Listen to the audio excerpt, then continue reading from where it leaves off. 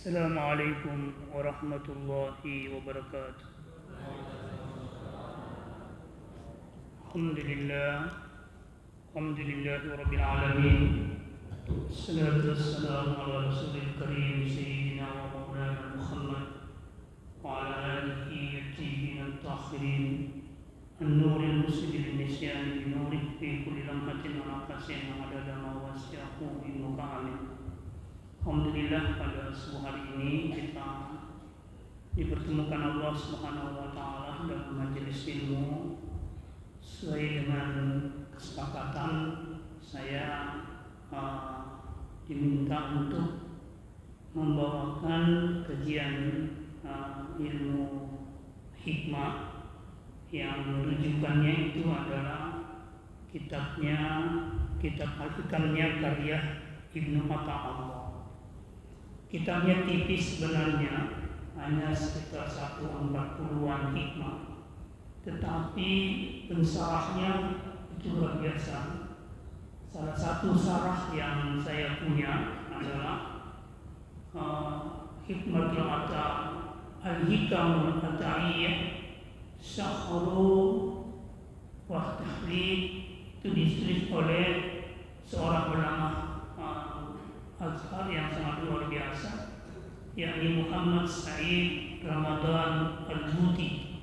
Ini saya punya 4 kitabnya ini. Jadi ini kita punya rujukan sambil membuka kitab-kitab yang lain sebagai konfirmasi atau bandingan, dan sekaligus untuk mencoba menelusuri hikmah-hikmah yang ada di dalam kitab ini dalam perspektif tafsir tasawuf di dalam Al-Quran.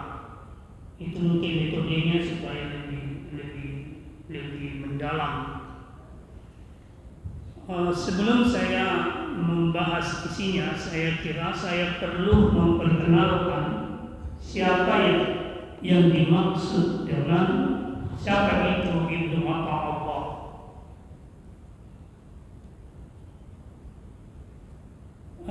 Nama lengkapnya adalah Ahmad Ibnu Muhammad Ibnu Abdul Karim Ibnu Athaillah As-Sakandari Al-Maliki.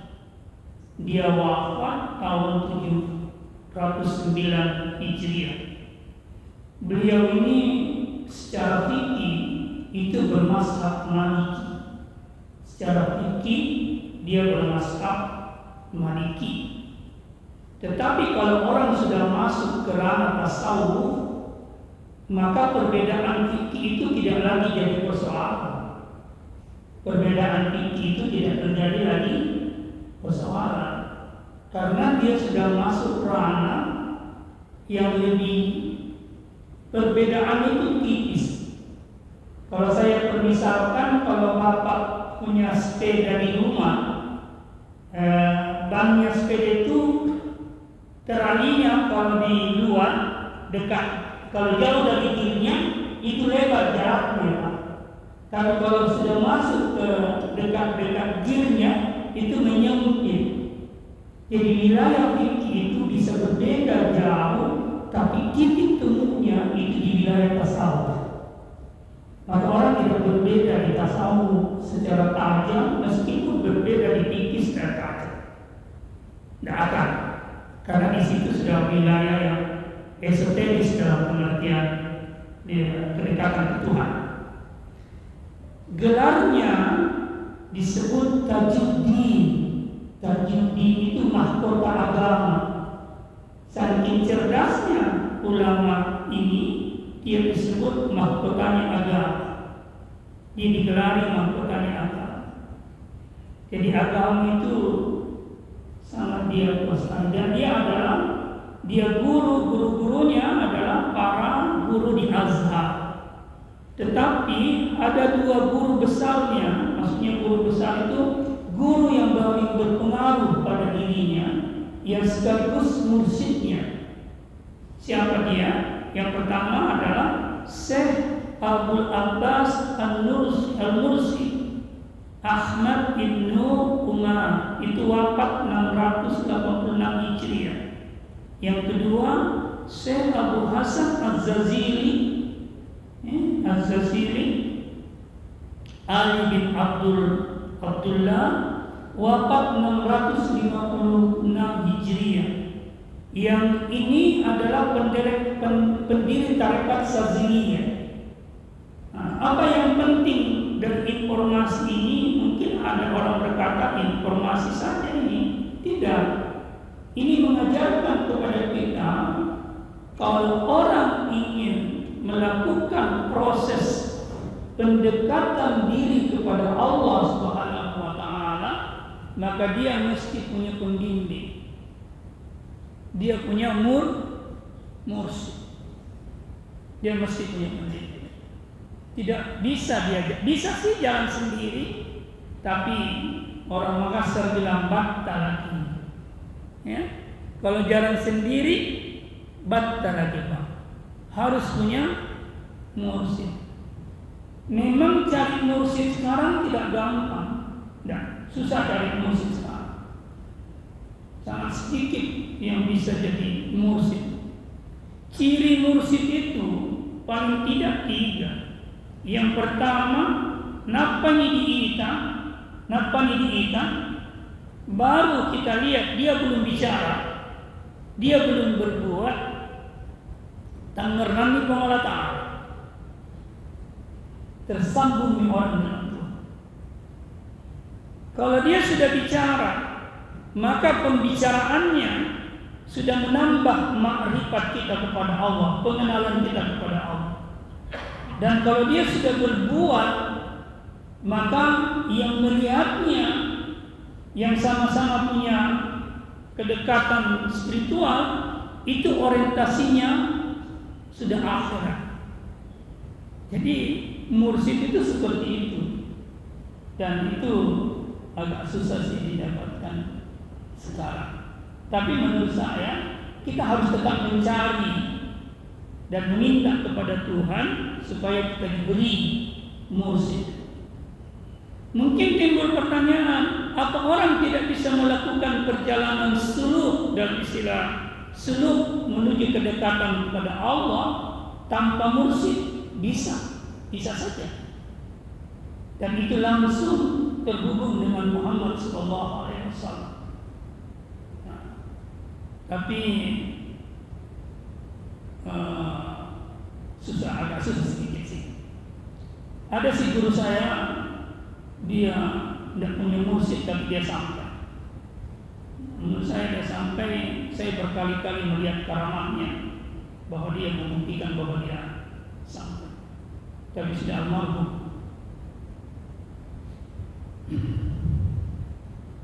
Nah, itu di antara guru dia. Di antara muridnya itu banyak sekali muridnya. Muridnya yang paling dekat dengannya itu adalah Imam Taqiyuddin As-Subki. Ini seorang ulama besar. Dan kemudian Imam Al-Qarabi. Ini juga imam yang sangat besar. Nah, kitab yang dikarangnya paling tidak 3, dan buku ini ada sama saya. Alhamdulillah buku ini ada 3-tiganya ada sama saya. Yang pertama adalah Lataiful Minan, yang kedua adalah At-Tanwir fi Iskati Tadbir, dan yang ketiga kitab Al-Hikam ini. Tapi yang paling terkenal adalah kitab Al-Hikam ini. Nah, melihat guru, murid dan kitab karangannya, maka sangat wajar kalau buku ini jadi pegangan untuk kita untuk bisa menangkap hikmah-hikmah ilahi yang tersebar di alam semesta ini, baik di kitab Quran, di hadis, maupun di alam semesta ini. Karena terlalu banyak hikmah di alam semesta, hanya saja kita tidak mampu membacanya karena kita tidak punya ketajaman hati untuk membacanya.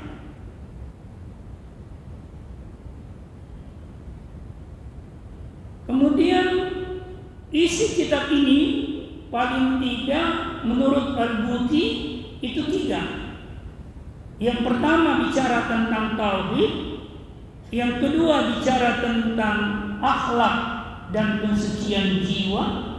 Dan yang ketiga bicara tentang suluk jalan mendekatkan diri kepada Allah Subhanahu wa taala. Jadi tidak ada pembahasan fikih di sini. Kalaupun ada pembahasan misalnya salat, doa dan sebagainya, itu dalam perspektif bukan fikih, tapi dalam perspektif, kalau kita pakai istilah tarekat, perspektif tarekat dan perspektif hakikat. Nah, karena itu kalau begitu buku ini adalah pembahasan tentang tasawuf. Nah, hanya saja Bapak Ibu sekalian, jangan kaget kalau di masyarakat ada yang menganggap tasawuf itu bid'ah, hal yang baru yang tidak diajarkan oleh Nabi. Tapi kalau kita melihat isi ajaran-ajaran tasawuf dan buku-buku tasawuf, misalnya bukunya Iyakhuluddin, misalnya bukunya As-Sarraj, Al-Lumah, itu sebenarnya isinya adalah proses pensucian diri untuk menuju kepada kedekatan kepada Allah. Dan kalau itu isinya, itu dasarnya kuat dari Al-Quran dan dasarnya kuat dari hadis. Dasarnya kuat dari Al-Quran dan dasarnya kuat dari hadis. Salah satu hadis yang sangat kuat mendasari kajian ini adalah hadis Nabi yang membicarakan tentang trilogi ajaran Islam. Trilogi ajaran Islam. Ini bisa dipakai ya.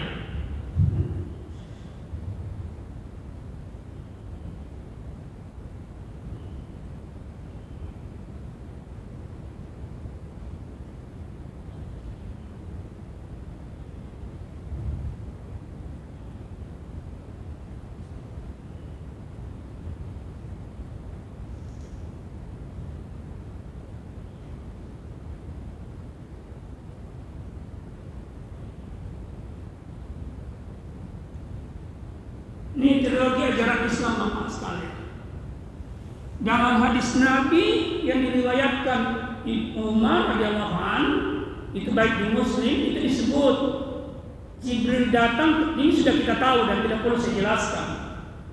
Jibril datang bicara tentang Islam. Apa itu Islam? Maka dijawablah dengan rukun Islam. Apa itu iman? Maka dijawablah rukun iman. Apa itu ihsan? Maka dijawablah anta'budallaha ka'annaka tarah wa in lam takun tarah fa innahu yarak.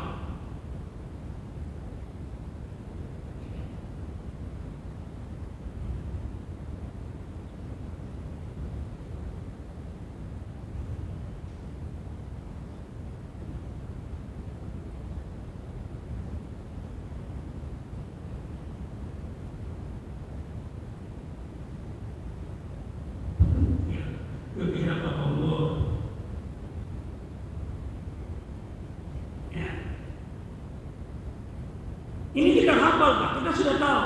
Tapi saya ingin mengatakan di Islam dengan rukun Islamnya yang 5 itu bukan bentuk zahir saja, tapi dia punya makna batin. Karena itu di Islam orang tidak cukup dengan Islam. Kalau orang mau tidak cukup dengan Islam, dia mesti menjadi Muslim. Iman juga begitu, tidak cukup dengan iman, dia harus menjadi mukmin.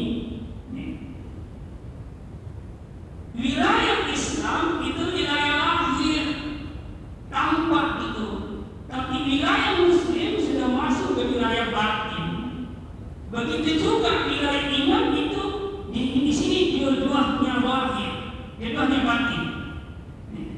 Jadi orang kalau mengaku Muslim nggak cukup dia mengatakan dirinya Islam, tapi dia harus menjadi Muslim. Bahkan saya ingin mengatakan wajib jadi muslim, berjuang untuk jadi muslim. Apa isyaratnya? Quran itu mengatakan begini, doanya Nabi Ibrahim, Rabbana ja'alna minal muslimaini lak. Ya Allah, jadikanlah kami muslimaini lak, dua orang muslim. Dia tidak mengatakan ij'alna Islam. Nah, doanya Nabi Yusuf juga begitu, tawaffana musliman wa ahlikna bisalihin. Matikan kami dalam keadaan muslim dan bangkitkan kami dalam golongan orang yang saleh. Artinya Nabi Yusuf ingin berharap di batas ajal kehidupannya di dunia dia sudah jadi muslim. Kalau begitu, cita-cita tertinggi hidup ini menjadi muslim. Cita-cita tertinggi hidup ini menjadi muslim. Itu tawaffana muslimah wa ahlikna bis sholihin. Dalam ayat lain, orang yang beriman itu dilarang mati. Saya Bapak sudah bahas. Itu wala tamutunna illa wa antum muslimun. Jangan kau mati wahai orang beriman kecuali kau jadi muslim. Maka sebenarnya kalau orang sudah muslim, maka dia menjadi mukmin, sudah mukmin. Tapi ingat, ada orang Islam tanpa iman. Ada orang Islam tapi tidak punya iman. Ada orang Islam tidak punya iman. Ada orang iman tapi bukan mukmin. Ada orang iman tapi bukan mukmin. Saya kasih contoh. Di Quran surah Al-Hujurat itu orang Arab bilang begini, qalatil a'rabu amanna. Orang Arab Badui mengatakan kami sudah beriman. Tapi Allah respon pengakuan mereka dengan memerintahkan Nabi berkata, kul, katakan kepada mereka, lam tu'minu, kalian belum beriman. Berarti tidak mendapatkan pengakuan dan kebenaran dari Allah atas pengakuan keimanan mereka. Tapi Quran lagi lanjut, wa qulu aslamna, kalian baru bisa berkata aslamna, kami telah Islam. Tapi Islam tanpa iman. Islam tanpa iman. Kalau kita mau lihat realitas sosialnya, kira-kira yang ngaku Islam tapi dia sembah aja. Kira-kira dia Islam, tapi tidak ada iman dalam dirinya yang mendorong dia untuk menegakkan rukun Islam. Tidak ada iman dalam dirinya. Karena motivasi yang terkuat bagi seorang Islam itu imannya di dalam diri. Itulah sebabnya ayat selanjutnya, kalimat ayat selanjutnya mengatakan, kenapa dia tidak diakui keimanannya? Walamma yadkhulul imanu fi qulubihim. Iman itu belum masuk ke dalam dadamu, belum mencahayai hatimu, belum merasuk ke dalam hatimu. Iman yang fungsional adalah iman yang sudah merasuk ke dalam hati, dan ini menjadi fondasi terkuat untuk bisa beramal orang. Sekarang pertanyaannya sederhana, Bapak. Apakah seluruh amalan kehidupan kita, jangan dibatasi hanya pada amalan ibadah, tidak. Seluruh amal dalam hidup ini, mau ibadah maupun muamalah, apa itu motivasinya iman atau bukan? Itu pertanyaannya. Apakah itu motivasinya iman atau bukan? Kalau motivasinya iman, berarti imannya fungsional. Kalau motivasinya bukan iman, maka imannya disfungsi. Boleh jadi imannya hanya disfungsi ketika dia ibadah, tapi dia tidak berfungsi ketika dia mempergauli atau terhubung dengan anak istrinya di keluarga. Tidak. Banyak yang begitu. Ibadah dia iman dorongannya, tapi memenuhi hak istri dan anak tidak dalam motivasi iman. Itu persoalan. Jadi kalau orang sudah mukmin, kalau orang sudah mukmin berarti fungsional imannya. Kalau orang sudah muslim, fungsional Islamnya. Nih, saya kasih contoh. Ramadan sudah lewat, iya kan? Hadis Nabi mengatakan, "Idza jaa Ramadan, futihat abwabul jannah wa ghulqat abwabun niran wa suffidatis sayatin." Kalau Ramadan datang, pintu neraka terbuka, pintu neraka tertutup, setan terbelenggu. Sekarang Pak, Ramadan sudah lewat, berarti ya, pintu neraka terbuka lagi loh. Setan terlepas, belenggunya lepas. Kan itu? Ya.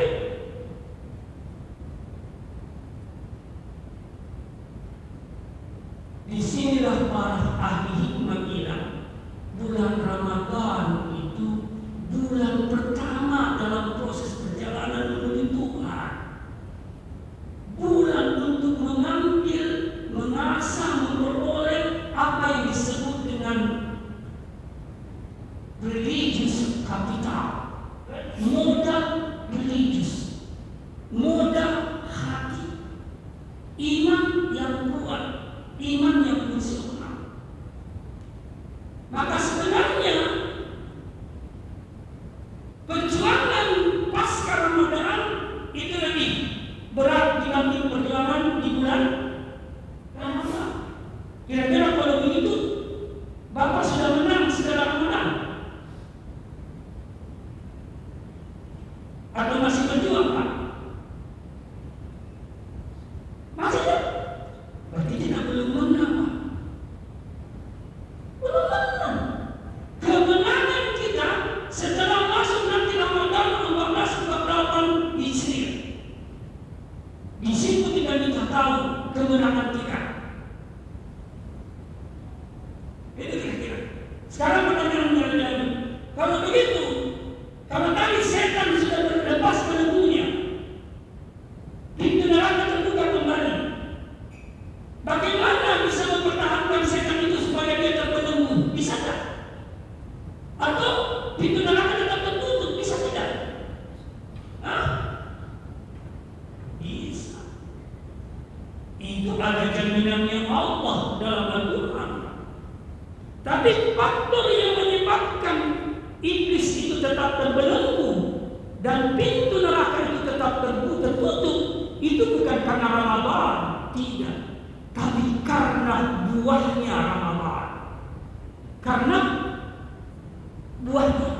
Pertanyaannya, apa buahnya Ramadan? Itulah pertanyaannya.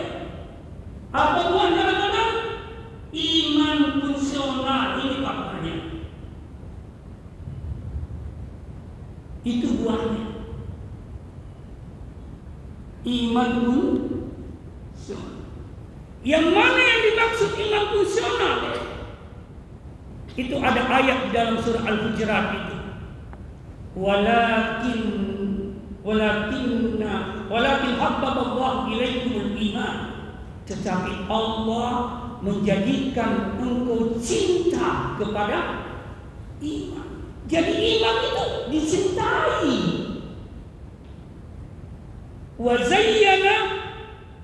Wa zayyanahu fi qulubikum, dan iman itu menjadi perhiasan hati. Pertanyaannya sederhana. Saya tanya diriku sendiri, apa kau cinta imanmu? Apa imanmu jadi perhiasan hatimu? Kalau belum, disfungsional. agak sedikit keras sedikit. Tapi saya harus bilang ini. Kalau imannya orang sudah fungsional, apa efeknya? Lanjutnya ya. Wa karraha ilaikumul kufra wal fusuqa wal isyan. Allah menjadikan engkau benci. Apa yang dibenci? Kekafiran. Bukan orang kafir. Kekafiran, bukan orang kafir. Wal fusuq, kefasikan, bukan orang fasik. Wal isyan, dosa-dosa, bukan para pendosa. Beda. Orang kafir dengan kekafirannya jangan dibenci. Yang dibenci kekafirannya, orangnya sendiri jangan. Karena selama dia hidup dan belum mati, dia punya kesempatan untuk berpindah dari kekafiran menjadi beriman. Begitu juga orang fasik, bisa dia tobat menjadi orang taat. Begitu juga orang pendosa. Maka jangan pernah membenci para pendosa. Lalu apa sikap kita terhadap orang pendosa? Jangan ambil dosanya. Bisa tidak didoakan dia supaya dia tidak berdosa? Sangat bisa. Termasuk orang kafir itu bisa didoakan untuk menjadi muslim selama dia belum mati.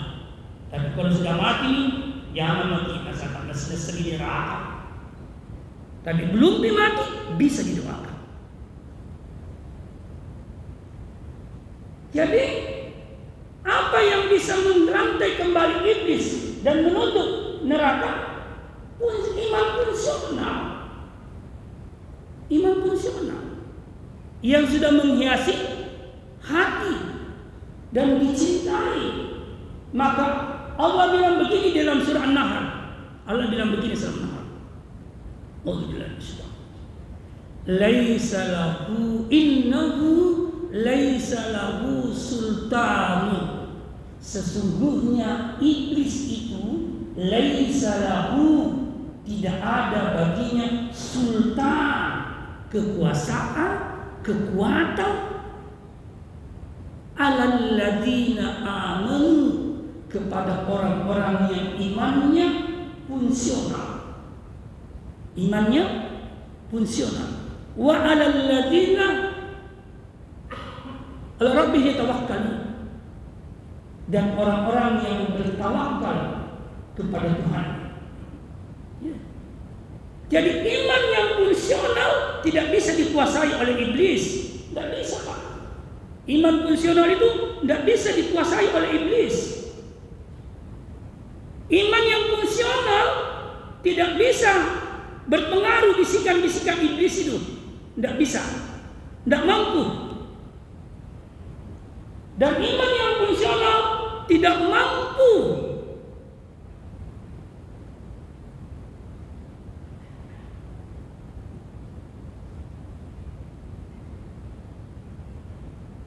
dipengaruhi dan dikuasai oleh hawa nafsunya. Kalau imannya fungsional, bisikan ada tapi tertolak. Bisikan ada tapi tertolak. Lalu siapa yang dikuasai oleh iblis? Quran mengatakan innama sultanuhu alal ladzina yatawallawnahu. Sesungguhnya yang berkuasa, kekuatan dan kekuasaan iblis itu hanya bisa berpengaruh pada yatawallawnahu, orang-orang yang menjadikannya sebagai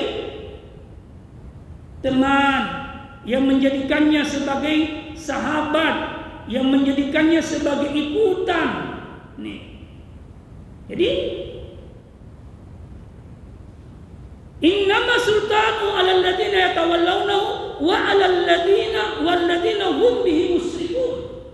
Dan orang-orang yang mengikuti iblis itu adalah pasti jatuh dalam kemusyrikan. Jadi tinggal kita tanya diri kita masing-masing, apa iman kita fungsional atau tidak? Kita tidak tanya. Tapi menurut saya harus kita berjuang untuk menjadi pemilik iman fungsional.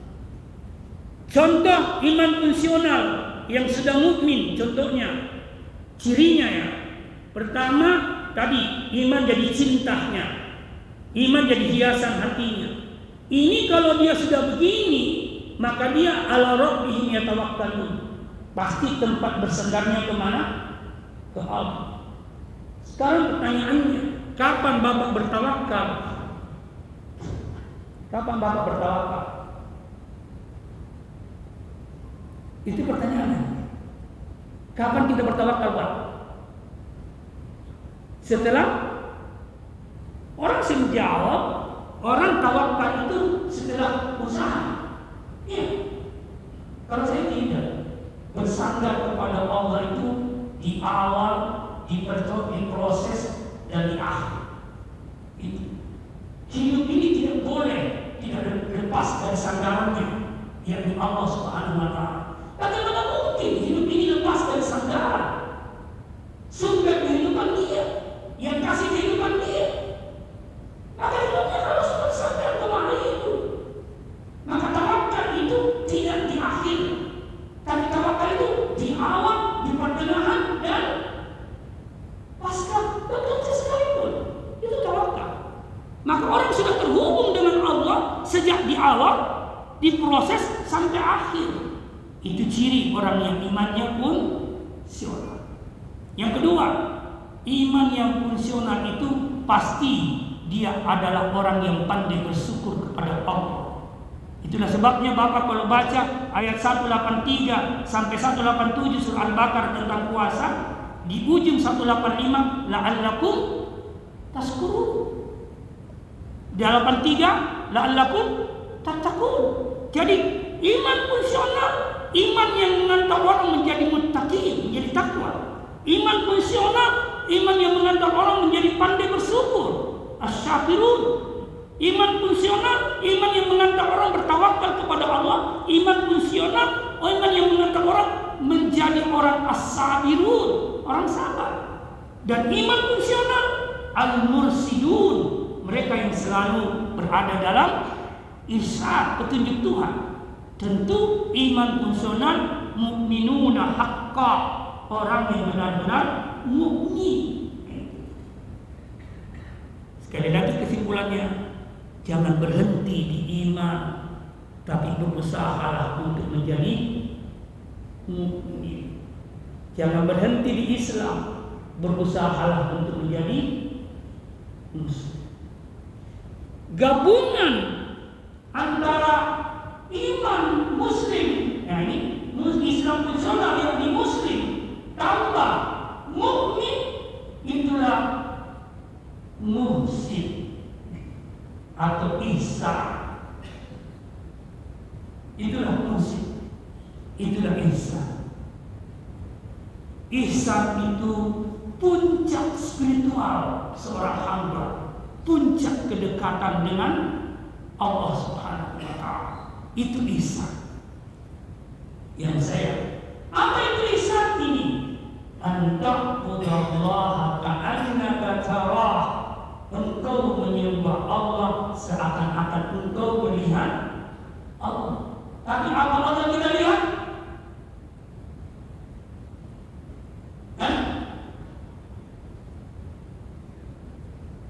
Bapak tidak lihat satunya. Bapak tidak lihat satunya. Tapi Bapak bisa merasakan sifatnya, melihat perbuatannya. Ya. Kita tidak lihat satu, tapi kita lihat perbuatan. Kita mengenal nama. Dari nama itu kita mengenal sifat.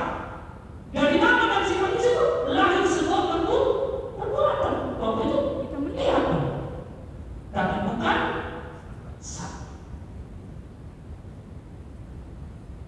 Karena satu enggak, jangankan dilihat, dipikirkan saja tidak. Kan itu ketika Nabi Musa minta bagaimana Allah supaya tampak di sebuah gunung, lalu dia mengatakan dia bertajalli di gunung itu, bertajalli.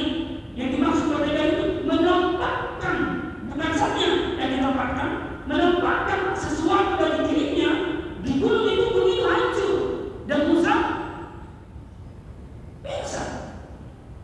Maka Dengan begitu Tuhan, saya sudah tahu siapa engkau. Dengan begitu saya mengenalmu. Artinya, untuk bisa sampai mengenal Tuhan, mesti lewat nama, lewat sifat, dan lewat perbuatan. Tiga ini menggambarkan tentang zat. Karena sebenarnya tiga-tiganya itu kan zatnya. Kenapa sistem penjelasan seperti itu? Karena kalau dia langsung ke zat tidak bisa. Maka Tuhan sifatnya, namanya, perbuatannya, dari situlah kita mengenal Bapa Haji, perbuatan Tuhan. Maka kalau saya lihat Pak Haji, tidak sekedar melihat Pak Haji, tidak. Hatiku harus terhubung dengan Tuhan, meskipun mata lahirku hanya melihat tubuhnya.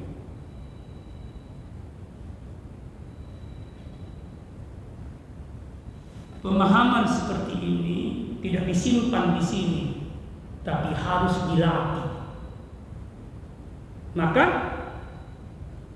ada orang berzikir gini, zikirnya La ilaha illallah. Lalu turun zikir kedua, Allah.